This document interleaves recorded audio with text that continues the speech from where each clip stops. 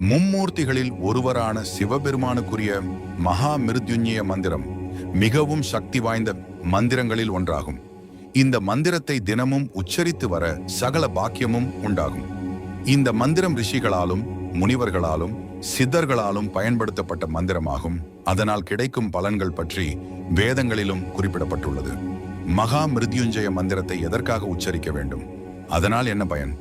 பிணியின்றி வாழ்வதே மிகப்பெரிய செல்வம் என வேதந்திரமும் புராணங்களும் கூறுகிறது. அத்தனை மிகப்பெரிய செல்வத்தை அருளக்கூடியது மகா மிருத்யுஞ்சய மந்திரமாகும். இந்த மந்திரத்தை ஒரு முறை உச்சரித்தல் கூட அது கவசமாக இருந்து நம்மை காக்கும் சக்தி படைத்தது ஆகும்.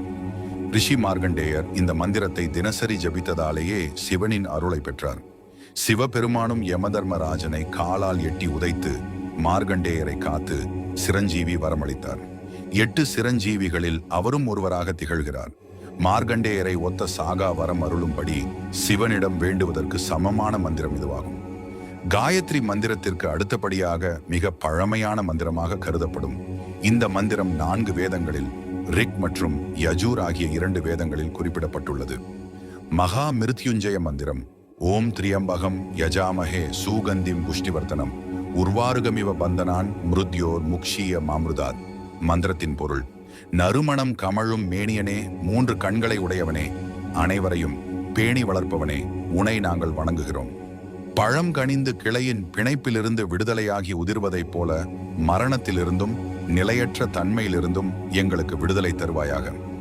சிவபெருமானுக்கு மிருத்யுஞ்சயன் என்ற திருநாமமும் உண்டு. இவர் மரணத்தில் இருந்து விடுவிப்பவராக உள்ளார்.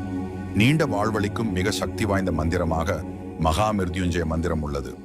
வாழ்வை மீட்டு தரும் மந்திரமாகவும் இந்த மந்திரம் உள்ளது. இந்த மந்திரத்தை தினசரி உச்சரித்து வந்தால் உடல்நிலை மேம்படும். தீய சக்திகளின் பிடியிலிருந்து வெளியே வரவும், மரண பயமின்றி வாழவும், கிரகங்களின் தீய பாதிப்புகளில் இருந்து மீளவும் துணை நிற்கிறது. இந்த மந்திரத்தின் சக்தியால் எண்ணற்ற வியாதிகளில் இருந்து மீண்டவர்கள் ஏராளம். உண்மையான பக்தியும் நம்பிக்கையும் வைத்தால் ஈசன் அருள் நிச்சயம் கிடைக்கும். ஓம் நம சிவாயம்.